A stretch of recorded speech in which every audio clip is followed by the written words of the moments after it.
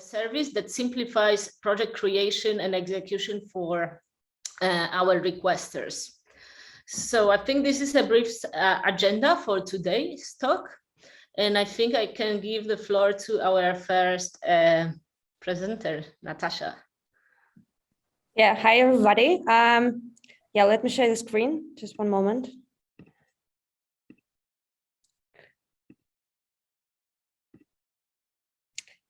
So my today's talk is going to be about large-scale multi-format content moderation for UGC recommendation service. I am analytics tech lead in a platform called Yandex.Zen. This is the structure of my talk today. So I'm going to tell a little bit about Yandex.Zen, give examples of the tasks that we solve with Yandex Toloka, tell you what specific challenges do we face with our tasks, give you a little bit details about our pipeline that we created to ensure moderation quality, and I'll share some key results of this work. So about Yandex.Zen, Yandex.Zen is a UGC recommendation service, so it's basically personalized newsfeed. And it adjusts to people's preferences, to our users' preferences.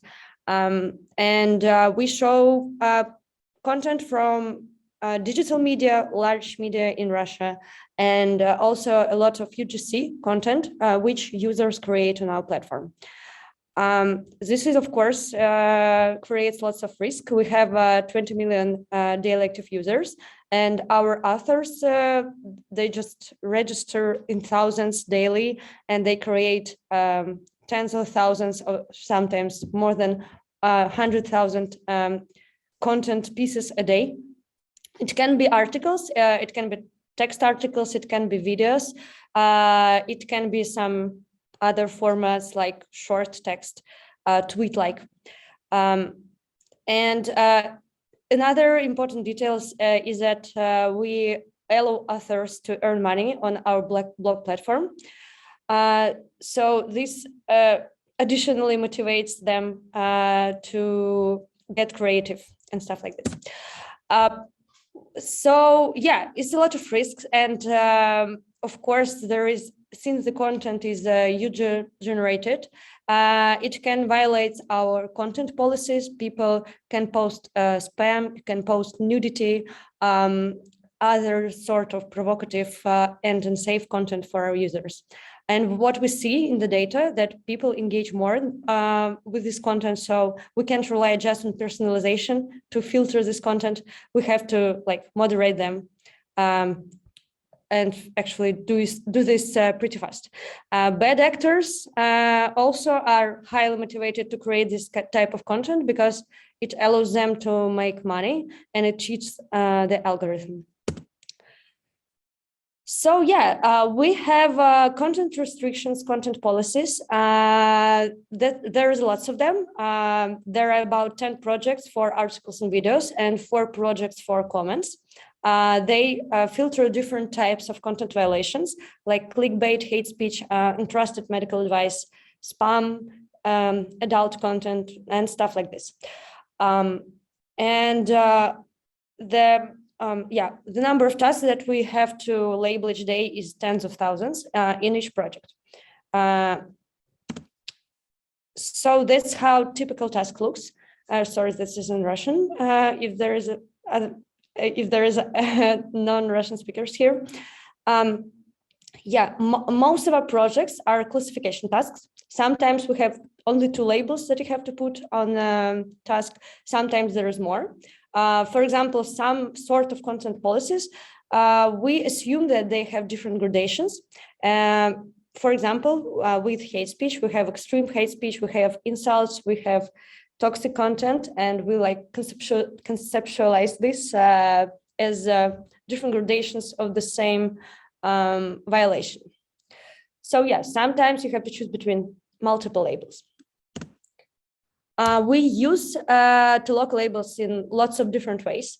First of all, of course, we are collecting data sets to train our models. Our models are also solve classification problems because we want to rely on models as well to not put all of our content into Loka. And we want classifiers to solve most of the classification tasks. But sometimes classifiers are not sure about which label to put in the content, and we have so-called gray area. And we send real-time, we send this type of content, which classifiers are unsure about, to Toloka to get a label from a human. We also want to put special attention to trending content since it collects lots of views, lots of clicks, lots of user engagement.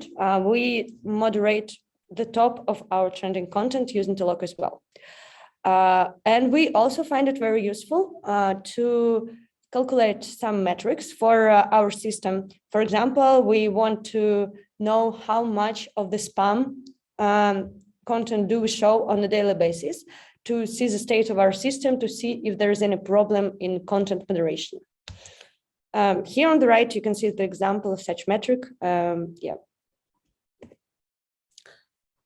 We face some challenges when we do this type of tasks. First of all, I think this is because we upload lots of tasks to Yandex Toloka, and we do it daily. In Toloka, there are also bad actors that want to cheat us. And you see this effect more when you have like a large project which runs year by year. Also, so we have to put a lot of attention to control the quality of projects. The specific is that all our articles and videos are freshly published, and lots of times this is like news agenda or something, so that you can see from the content itself that it is fresh. So we can't just like generate our honeypots once a week or even more frequently, like once in several days, because then your workers could distinguish really well. It will be pretty obvious which tasks are regular tasks and which tasks are control tasks. So we have to create control tasks daily, and we have to do it pretty fast. We also have fast changing media environment. There are always new types of content, new agenda, new types of content violations. And this is also the reason why we have to have fresh control tasks. We also can't trust the majority vote because the content can be like really sensitive. It can be about politics. It can be about like unsafe medical advice, as I said. And Tolokers, they have some social demographic bias. And we found it that if we rely on majority vote, our labels get more biased and more biased with the time. I also want to mention that we have different types of performers. We have regular Toloka performers. They, of course, have high capacity and high speed, and they can work 24 hours a day. There are always some workers. But you have to control the quality with much attention. We also have some in-staff moderators who work just for our service. There are about 50 individual workers who label the content. And we have the opportunity to individually train them to work on their mistakes, to correct them. But we also found that they also can cheat without quality control. We also have like expert moderators, which are very good at instructions, which can, they can actually sometimes even write or correct our instructions. They have high expertise, but of course you can't have lots of them. There are about 10 people right now who work for us. So how it used to be? Historically, it happened that we had a growing number of Toloka projects and a growing number of moderators projects as well, but they labeled different tasks independently. Toloka, we only used to train classifiers and to mark up the gray zone of classifiers. and moderators, they were labeling trending content. The reason was that like the content is trending, and we want to put special attention, and we want to put the labels with more quality on it. This was very hard to manage because analytics team were controlling the quality of Toloka and moderators project, but this way you can't scale. And we had to put lots of attention, and we only noticed that something went wrong. For example, that our labels got biased over time. When we got complaints, or when like project degraded really hard, and then we have to crisis manage it. We also didn't like that moderators had to work 24 hours. It was very logistically difficult. Yeah, and about quality control, it used to be like analytics team would collect some control task on the start of the project, and they were getting old. And then eventually, from time to time, we updated the number of quality control tasks, but this system just didn't work well, and it didn't give us opportunity to scale in number of tasks and the number of projects as well. So naturally, we came up with an idea that why wouldn't moderators control the quality of Toloka? And we wanted moderators to label data and to upload this data to control tasks. But we also asked ourselves the question, like, how do we control the quality of moderators? Because we had evidence that they started to cheat. So we created a group of expert moderators who also controlled the quality of moderators. So we called it like quality control ladder.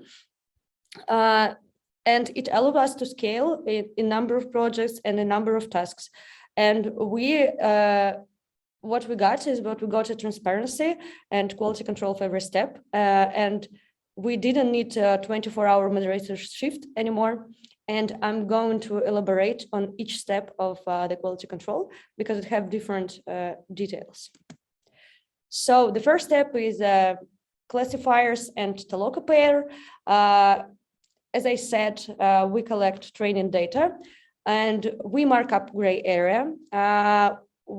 Daily we upload the random sample of 1% of the content that gets created on the platform to collect unbiased data and to retrain our classifiers regularly.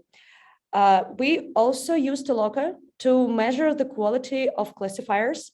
We have dashboards where we calculate precision and recall for every classifier. This allows us to update our classifiers to grow their quality. We also found it very useful for Toloka to measure our A/B experiments offline. When we have experiment group and control group, and we want to know whether the changes that we did with our recommendation algorithm, maybe they give more preference to clickbait to clickbait materials or something like that.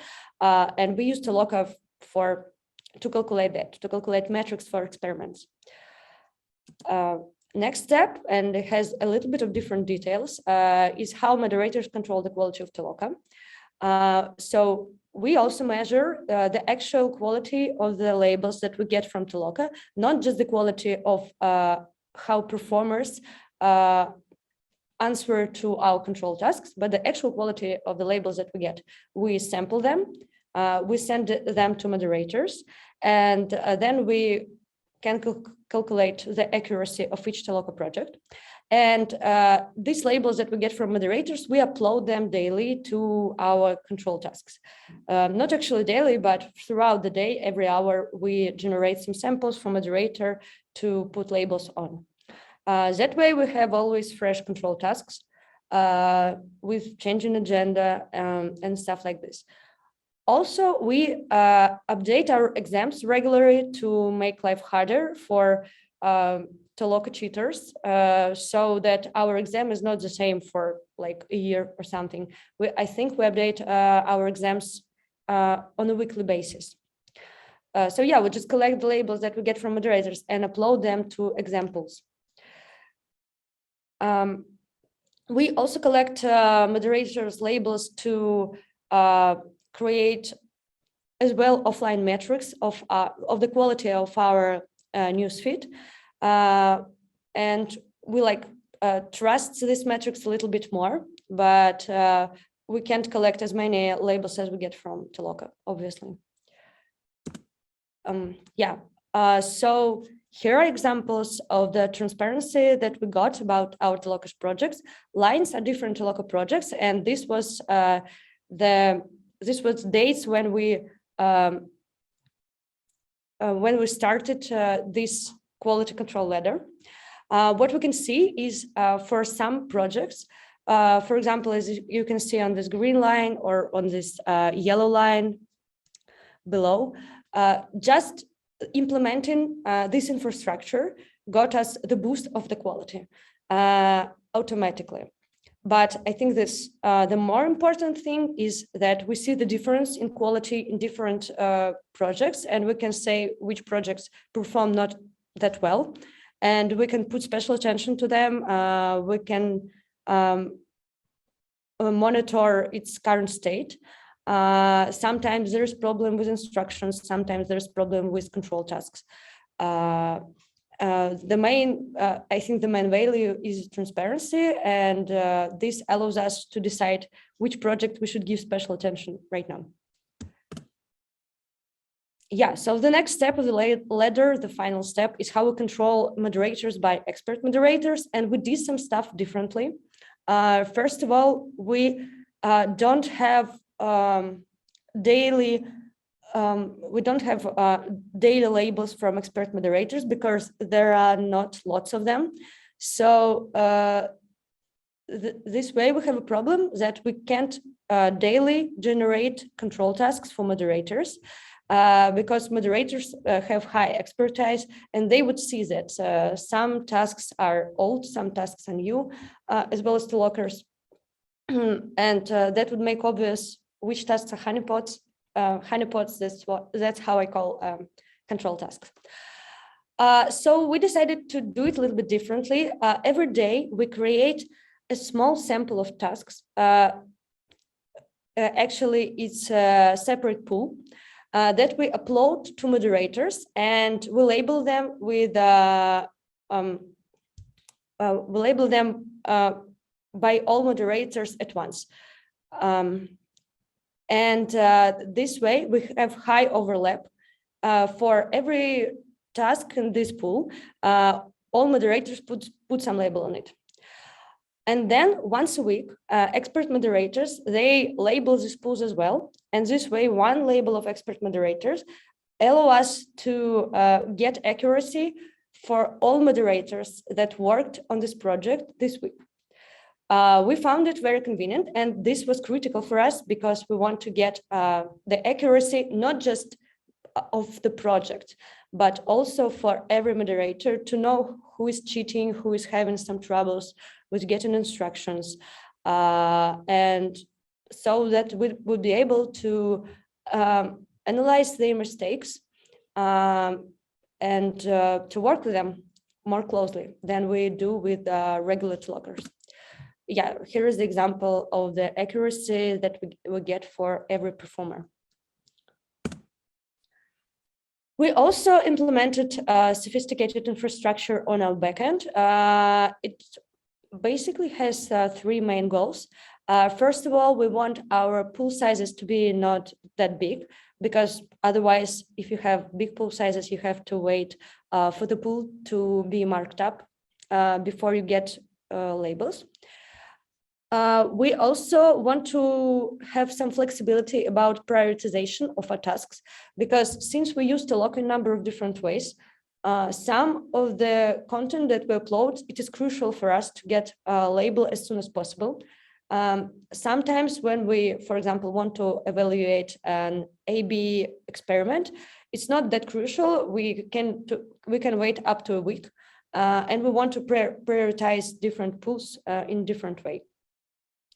We also want to avoid double labeling the data on the same projects, because again, since we have different pipelines that upload content independently, it sometimes can be that we can upload some content twice or even more. And we want to reuse the label if we actually already have it. Also, I wanted to note other improvements that actually helped a lot. We found that if we make some complex tasks, multi-label projects, they usually work not as good as if we decompose it to different projects and make the task easier. The infrastructure that we built allowed us to support multiple projects and not hire twice as much analytics. We just want a little bit more of moderators or one more expert moderator. And since we can scale a number of projects, we can decompose complex tasks to simpler ones. We also found that when we implemented quality-based payments, it affected the quality a lot because it motivated good workers to good performers to stay on the project. And we saw it even in messages from our performers. They are very grateful if you give them even really small bonuses. And the quality-based payments, it actually sometimes helps even more than this complex ladder of quality control. We also teach our moderators to work with Toloka, especially expert moderators, and they usually when we start a new project, we just give them a small task, like how we want to see instructions, what our examples should be, and stuff like this. And they do all the work by themselves. And we have effective pipelines for them to see the common mistakes, to find some ambiguous places in our instructions. We are collecting pools with high overlap to find weak places in our projects, to find some examples which do not fit the instructions. So we found that, I don't know, if you see your performers like actual people, human people, then it helps a lot to work with them and to work on their quality. So my advice would be like taking care of your performers. It really pays off in terms of quality, and it just feels good. I think this is it. If you have any questions, welcome.